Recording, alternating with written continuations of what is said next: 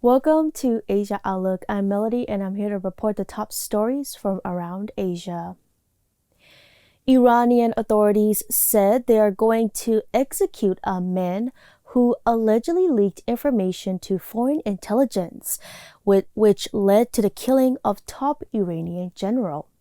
Tehran has identified the man, Mahmoud Mousavi Majid, as an Iranian citizen who worked as a spy for the U.S. Central Intelligence Agency and Israel's spy agency. Qasem Soleimani was killed by U.S. drone strikes in Iran in January.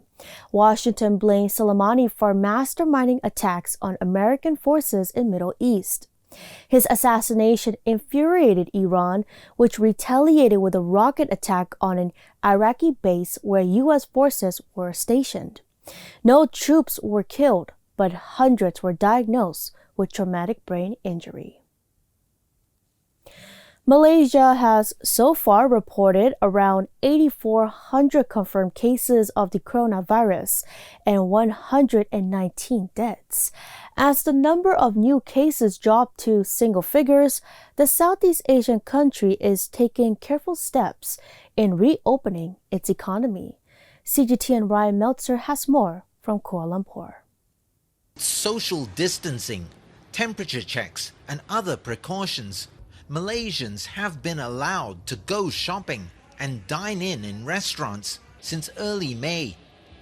Most factories reopened earlier, but the construction industry is largely stalled, with employers having to get hundreds of thousands of migrant workers tested before restarting. Starting Wednesday, though, the government is taking the next step toward normalcy. With this latest round of easing, barbers and hair salons, open-air markets and gyms will be allowed to operate, and most non-contact and individual sports will be permitted. Team sports like football and public gatherings are still out, and schools will only gradually begin to reopen at a later date. Interstate travel and domestic tourism can resume for the first time since mid-March, but as it stands, Malaysia's borders remain closed till September. Let us open sectors in the country first, such as the economy, social, sports, business, education, and so on, and see. If we can open these sectors and control the spread of the COVID-19 infections, then maybe we can think about relaxing international border controls. Malaysia has taken a very cautious and conservative approach when it comes to reopening. And this is something that was driven very early on by the public health advice that the government was receiving from the Ministry of Health, which is informed by its decades of experience dealing with SARS, Nipah virus, and many other different outbreaks in the country. The public have lauded the Health Director General as something of a national hero for his handling of the pandemic. And unlike in some countries, Malaysians have widely supported the cautious step-by-step reopening and been willing to accept the inconveniences of this new reality. Ryan Meltzer, CGTN, Kuala Lumpur. Pyongyang says it's completely cutting off communication with South Korea, including their military hotlines. CGTN's Joseph Kim gave us all the details from Seoul.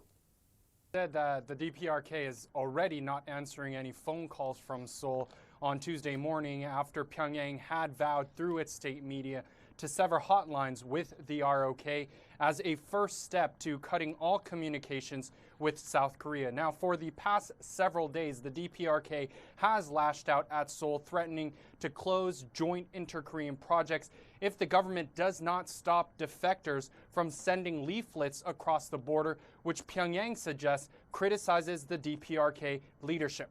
Now, though Seoul has announced last week that it would push new laws to ban activists from flying anti-Pyongyang leaflets into the DPRK, which has been heavily scrutinized here, with critics saying that it impedes free speech, South Korea's Unification and Defense Ministry says that Pyongyang is now not answering any of its hotlines ahead of the time that they said they would that they would cut contact. Now, inter-Korean relations have been chilly since talks broke down between the United States and the DPRK last February, with Pyongyang staying silent on all of Seoul's offers for cooperation. And through this KCNA, the DPRK said that it will now treat Seoul as an enemy, and this marks another setback for relations to try to persuade the DPRK to give up its nuclear weapons program.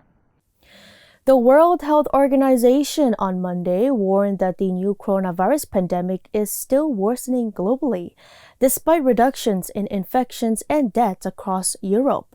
Around the world, the coronavirus has killed more than 400,000 people, with the toll rising by thousands every day. The virus is still raging in places such as Brazil, which over the weekend stopped reporting its death toll after it had passed 34,000, the third highest in the world, behind the US and Britain. Let's take a listen. Almost 7 million cases of COVID-19 have now been reported to WHO, and almost 400,000 deaths. Although the situation in Europe is improving, globally it's worsening. More than 100,000 cases have been reported on 9 of the past 10 days.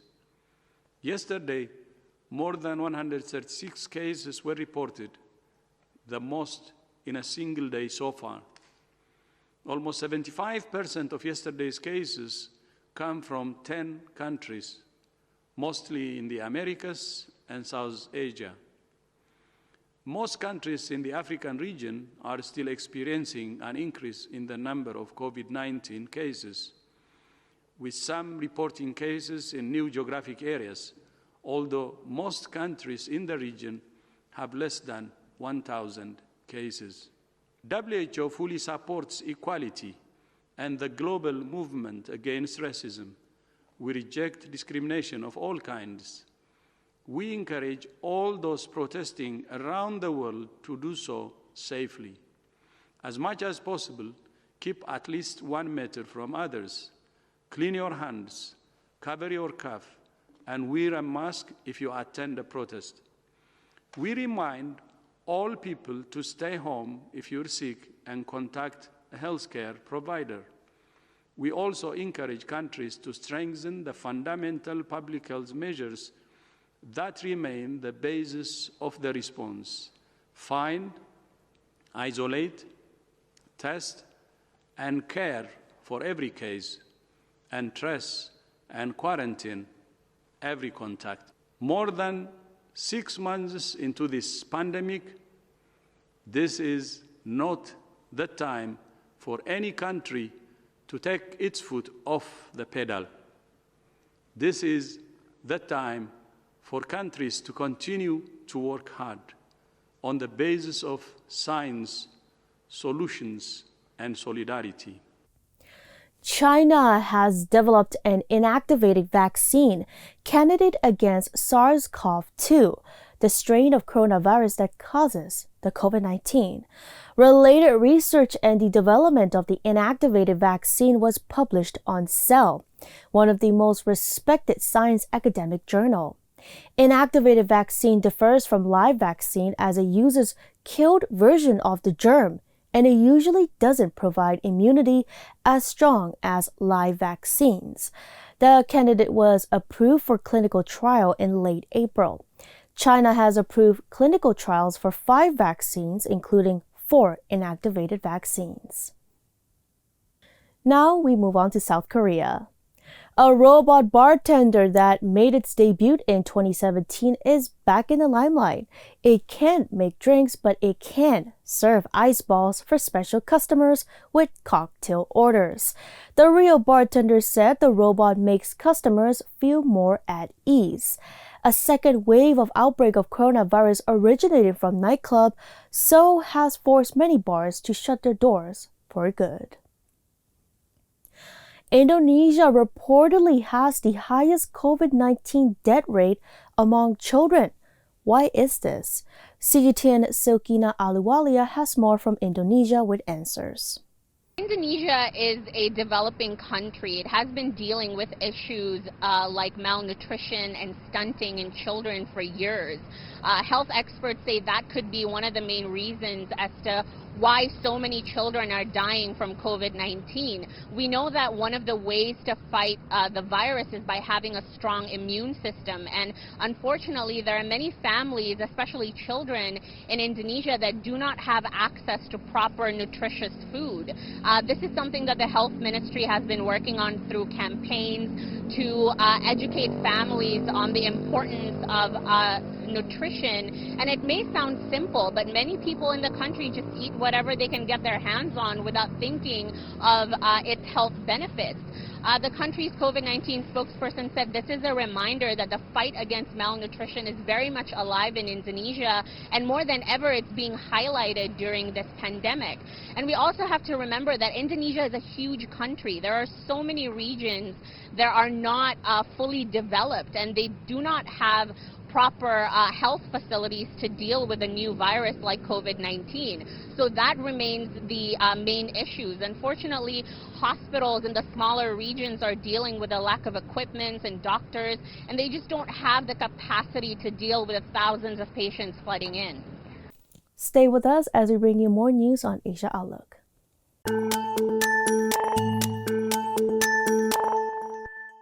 To celebrate Asia united against COVID-19, let's look back to an emergency meeting in Laos in February when foreign ministers from China and the 10 countries of the Association of the Southeast Asian Nation agreed on joint measures to deal with the pandemic and prepare collectively for future outbreak of contagious disease. CGTN Ryan Meltzer has more on this report. Stay strong, China. Stay strong, China. Stay strong, ASEAN. Stay strong, ASEAN. A show of solidarity among the 10 ASEAN countries and China in combating the new coronavirus, COVID-19. China's Foreign Minister Wang Yi outlined for the ASEAN ministers the measures China has been taking and evidence that the worst may be over. We have undertaken every possible measure, taken very serious action to bring the outbreak under control. We are very effectively controlling the virus spread, and it shows that the preventive actions have worked to produce positive results.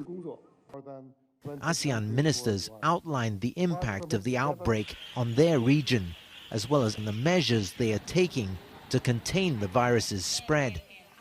A joint press conference reinforced the message that China and ASEAN are united in the fight against the coronavirus. There will be some impact on our economies, but it will be temporary and limited. Through close cooperation between ASEAN and China, it will enable us to overcome and quickly make up for the economic impact. We have jointly and comprehensively reviewed our joint effort and commitment and charter future direction. We have also shared with each other the best practices, lessons learned, and effective methods in surveillance, detecting, and researches.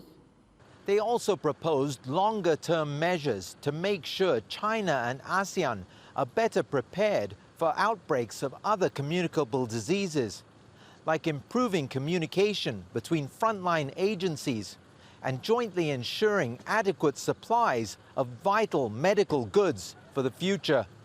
Ryan Meltzer, CGTN, Vientiane. Besides coronavirus statistics, the Indonesian government has been keeping an eye on separate set of figures amid the outbreak, a spike in unplanned pregnancies.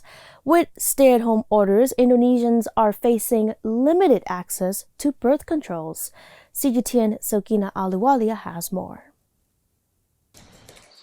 Indonesia's coronavirus restrictions turned out to be a blessing in disguise for Yolanda. She was trying to start a family after her wedding in February, but her busy schedule took up most of her time until the Indonesian government issued the mandatory stay-at-home order. 1 month in, Yolanda found out she was pregnant. I didn't exactly plan my pregnancy this way, but I'm very happy. Of course, I am also worried about expecting during a pandemic, but I try to stay home as much as I can, and I've been working from home too. So as long as I follow the protocols, I know I'll be fine. Indonesia's family planning agency saw a massive surge in pregnancies in the past few months, as millions of people spent most of their time at home. According to reports collected by the agency, many families across Indonesia's 34 provinces are finding it difficult to access birth control of all kinds during these times. Many clinics have shut their doors, and those that are open are limiting the number of people they serve. Hasto Wardoyo says issues like stunting and malnutrition are major concerns for pregnant women in Indonesia, especially those from low-income families in rural villages. We are creating a warning, not just for others, but for us as well. We need to work together to slow the spread of the virus, and families should understand that during the pandemic, medical services will be slow. We need the health ministry to be involved as well to educate pregnant women and those planning for families during these times. The agency is planning to distribute 1 million birth control services for free by the end of June. The initiative is expected to help curb the pregnancy rate in the coming months. Sulkina Aluwalia, CGTN, Jakarta. A local U.S. consulate employee was sentenced to nearly 9 years in prison. The man served as a liaison officer for the U.S. Drug Enforcement Administration in Istanbul. He was accused of having suspected ties with Fethullah Gulen, U.S.-based Muslim preacher, aiding an armed terrorist group which Ankara blamed for a failed coup in 2016. The suspect reportedly denied all the allegations and said in earlier hearings that all his contacts were senior official prosecutors because it's part of his duty. The U.S. Embassy said that there was no credible evidence against him. Washington said it is deeply disappointed by the sentence.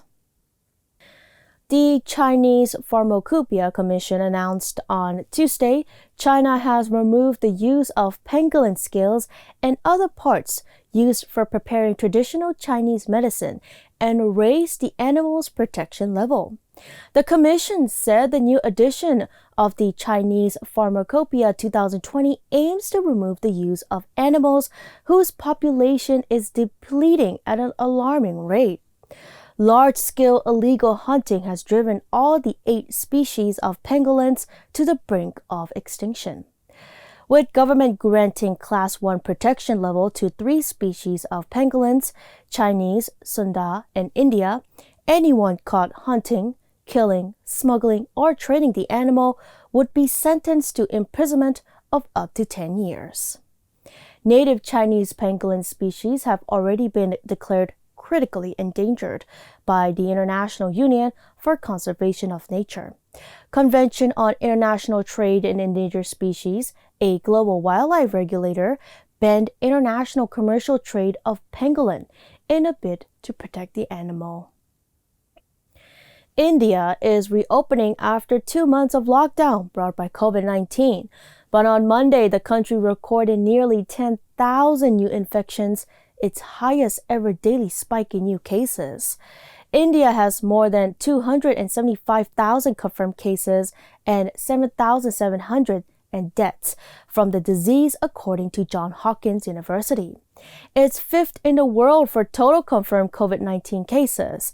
As malls, restaurants, and places of worship reopen, many public spaces in 2 of the country's hardest hit cities, New Delhi and Mumbai, will remain closed. Let's take a look.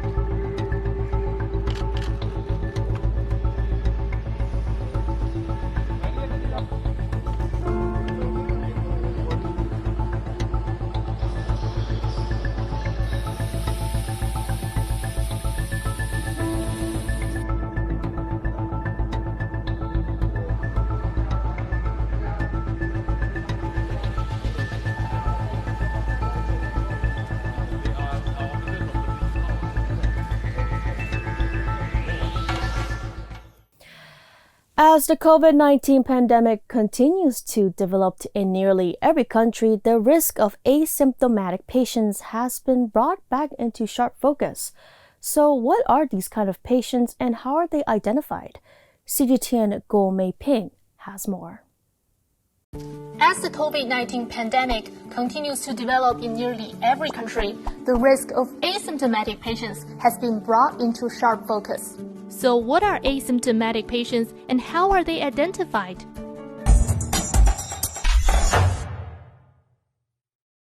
Put simply, asymptomatic patients of COVID-19 are people who tested positive in nucleic acid or antibody tests but have not developed any symptoms, such as fever, coughing, and fatigue. This type of case is most likely to arise from close contact with confirmed COVID-19 patients, such as family members. The most important question about asymptomatic patients is, are they contagious? According to current monitoring and research, asymptomatic patients of COVID-19 are contagious. Whether symptomatic or asymptomatic, currently the main transmission routes of novel coronavirus are through respiratory droplets and close contact with existing patients. Now you may ask, since there are no symptoms, how do I know if I'm an asymptomatic carrier of COVID-19? Although nucleic acid testing is currently the main way to identify asymptomatic patients of COVID-19, you can still self-check if there's lack of test kits in your area. You don't have to worry too much if you don't meet the following conditions. First, traveling to epidemic areas in the past 2 weeks. Second, contact with confirmed or suspected patients in the past 2 weeks. And third, having infected patients in your family. But if you do, you should report to nearby medical facilities at once and self-quarantine for 14 days, even if you don't have any symptoms. Be aware that close contact of asymptomatic patients also need 14 days of isolation. Some experts believe that due to the absence of symptoms such as coughing and sneezing, the chance of transmission from asymptomatic patients is relatively less than from confirmed COVID-19 patients. But that doesn't mean you should let your guard down, because breathing and speaking can also expel the virus. Just like preventing any other respiratory diseases, you can protect yourself and others by wearing masks, washing your hands frequently, avoiding touching your face, and keeping a distance of at least 1 meter from others. You can also improve your immunity by exercising. Only a few asymptomatic patients develop into confirmed cases. The majority will self-heal. So don't be overly worried, but stay alert. With proper protection, the likelihood of being infected is very low. There are more news coming on Asia Outlook, so make sure you stick around.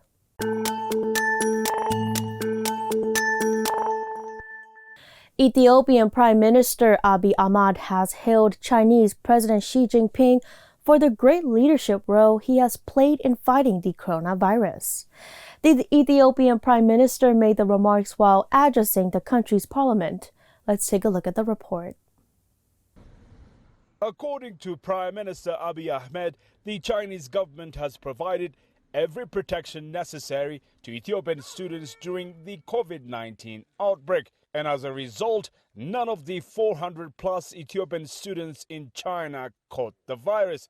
That is why Abiy said President Xi Jinping deserves praise.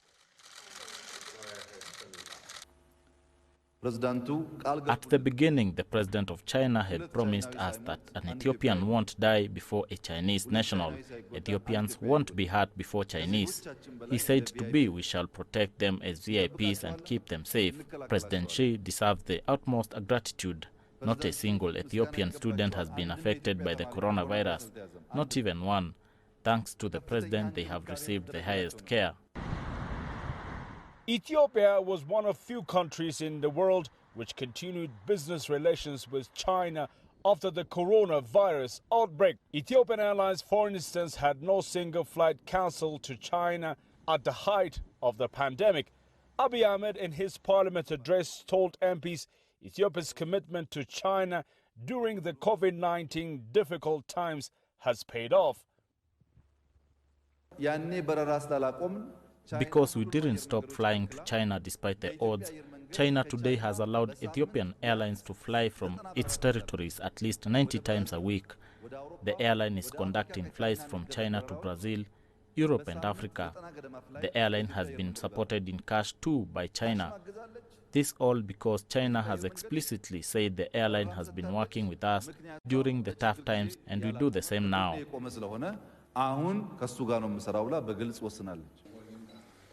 Ethiopia's Prime Minister has also sent out a message to fellow African nations saying it is always important to seriously consider all that is at stake before deciding to isolate a partner country. Rushed decisions have affected many countries eventually, especially African nations. We could have decided wrong just because of what has been said on CNN and BBC, but decisions which disregard the existing situation of a country cause danger, always. Many experts say the Ethio-China relationship has been tested further and proved to be one of the best due to the COVID-19 pandemic. Addis Ababa stood by Beijing at the beginning of the outbreak, and China provided all the support available, including testing kits to Ethiopia after the virus hit the Eastern African nation. A pure example of friends indeed are friends in need. Grum Tarasitian, Addis Ababa, Ethiopia.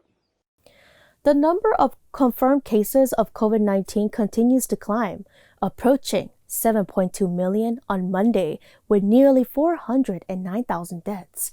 With no end to the pandemic in sight, animals are getting infected too. But do they pose risk to humans? Probably not. The U.S. Centers for Disease Control says, quote, there is no evidence that animals play a significant role in spreading the virus, end quote. So don't worry about hugging your cat or dog, but the coronavirus is still affecting animals in a variety of ways. Watch this video to see how.